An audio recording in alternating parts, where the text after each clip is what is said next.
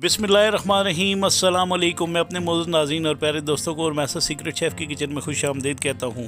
रमज़ान मुबारक की आमद है और मेरी ये दुआ है कि इस रमज़ान के सदक़े अल्लाह ताला आपकी तमाम मुश्किलात को आसान फरमाए, आपके रिज़्क़ में कुशादगी और बरकत अता फ़रमाए और आपको सेहत और तंदुरुस्ती वाली ज़िंदगी अता फ़रमाए, आमीन। आज मैं आपके लिए बहुत ही ज़बरदस्त और मज़ेदार क्रिस्पी आलू के लच्छेदार पकौड़ों की रेसिपी को लेकर आया हूँ। आपने तो पकोड़े बहुत किस्म के बनाए होंगे, लेकिन मेरी इस बनाई गई रेसिपी को एक दफ़ा ज़रूर ट्राई कीजिएगा। ये माशाल्लाह इतने मज़ेदार और क्रंची लच्छेदार पकोड़े बनेंगे आलू के। पर आपसे एक ही रिक्वेस्ट है कि आपने मेरे एक एक स्टेप को गौर से देखना है। ये मेरे पास आधा किलो के बराबर आलू हैं। इन आलूओं को मैंने छील कर एक पानी वाले बर्तन में आपने डाल लेना है, इससे ये काले नहीं होंगे। तो इसके बाद एक आलू को मैं इस तरह स्लाइस काट लूँगा। थिन स्लाइस आपने काटना है और इसकी आपने फाइन जूलियन कटिंग कर लेनी है, बिल्कुल फ़ाइन जूलियन आपने कटिंग करनी है। ये इस तरह बारीक बारीक, इसको आप मैच स्टिक कटिंग भी कह सकते हैं। तो आपने तमाम आलूओं को इसी तरह काटना है। ये मैं एक आलू काट कर आपको इसलिए दिखा रहा हूँ कि जो बाकी जो 3 आलू रह गए हैं, आपने उन आलूओं को भी इसी तरह काटना है। और उसके बाद आपने एक बर्तन में बाउल में यानी डाल लेना है इनको और अच्छे तरीके से वॉश कर लेना है ताकि इनके अंदर से स्टार्च जो है वो ख़त्म हो जाए। उसके बाद आपने इन आलूओं को छान लेना है और इस तरह बाउल में डाल लेना है। और इसके बाद आपने इसके अंदर 1 कप के बराबर बेसन डाल लेना है और इसके बाद आपने इसके अंदर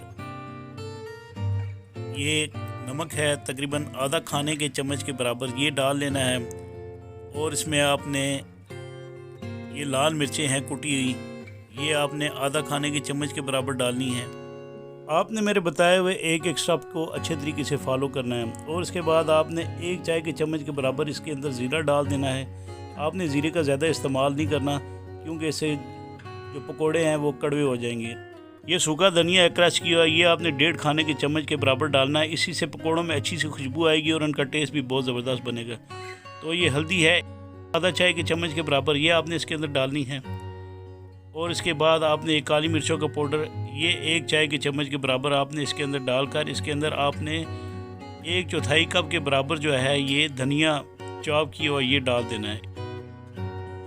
और इसके बाद आपने इसके अंदर ये हरी मिर्चें हैं स्लाइस कटी, ये 1 बड़ा खाने के चम्मच के बराबर काट कर आपने इसके अंदर डालकर आपने इसके अंदर ये बेकिंग पाउडर जो है आधा चाय के चम्मच के बराबर डालना है। और ये जर्दा रंग है, ये भी आपने आधा चाय के चम्मच के बराबर डालना है। और इसके बाद आपने इसके अंदर ये गरम मसाला है 1 चाय के चम्मच के बराबर डालकर आपने इन तमाम चीज़ों को अच्छे तरीके से मिक्स कर लेना है। और आपने इसमें पानी बिल्कुल नहीं डालना। आलूओं का जो अपना पानी होता है वो ख़ुद अपना पानी रिलीज़ कर देंगे क्योंकि मैंने इसमें ये तमाम मसाले डाल दिए हैं, नमक डाला है। नमक डालने से वेजिटेबल्स जो हैं वो ख़ुद पानी जो है ना रिलीज़ करते हैं। तो इसके बाद आपने इनको 15 मिनट के लिए कवर करके रख देना है। जब ये नरम हो जाएं तो आपने एक पैन में इस तरह ऑयल डालकर ऑयल को गर्म कर लेना है। और इसके बाद एक एक करके आपने पकोड़े जो हैं अच्छे तरीके से मिक्स करके ये लच्छेदार आलू वाले पकोड़े आपने इस तरह फ्राई कर लेने हैं। आपने ऑयल की हीट जो है वो लो मीडियम हीट रखनी है। आपने ऑयल को ज़्यादा गर्म नहीं रखना। अगर आप ऑयल ज़्यादा गर्म रखेंगे तो आपके जो बनाए हुए लच्छेदार आलू के पकोड़े होंगे वो ऊपर से जल जाएंगे और अंदर से कच्चे रहेंगे। तो आपने इस तरह एक एक स्टेप को अच्छे तरीके से फॉलो करना है। जब लच्छेदार आलू के पकोड़े आप ऑयल से निकालें तो आपने ऑयल की हीट को थोड़ा सा तेज़ कर देना है। जब ये पक जाएं तो इससे ये होगा कि इनके अंदर जो है वो ऑयल जज़ब नहीं होगा।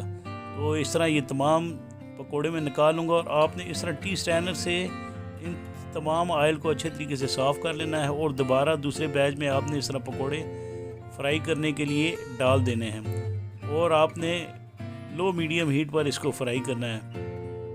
तो इस तरह ये बहुत ही मज़ेदार और क्रिस्पी और क्रंची इंशाल्लाह ये आलू के लच्छेदार पकोड़े बनेंगे। तो इंशाल्लाह आप इस रेसिपी को एक दफ़ा घर में ज़रूर ट्राई कीजिएगा और कमेंट्स बॉक्स पर इसके बारे में मुझे कमेंट्स ज़रूर दीजिएगा। ये आलू के लच्छेदार पकोड़े देखने में जितने खूबसूरत नज़र आ रहे हैं इंशाल्लाह ये खाने में भी इतने ही क्रंची मज़ेदार और क्रिस्पी पकोड़े बनेंगे। तो इसके बाद मैं इन तमाम पकोड़ों को निकाल लिया था, उसके बाद मैं इसकी प्रेजेंटेशन कर लूँगा। और इंशाल्लाह मुझे उम्मीद है कि मेरी ये बनाई गई रेसिपी आपको ज़रूर पसंद आएगी। आपने कमेंट्स बॉक्स पर इसके बारे में मुझे कमेंट्स ज़रूर देने हैं। अगर आपने कोई रेसिपी के बारे में पूछना हो तो मुझे कमेंट्स बॉक्स पर कमेंट्स दें, मैं इंशाल्लाह ज़रूर रिप्लाई करूँगा। अल्लाह ताला आप सबका हामी नासिर।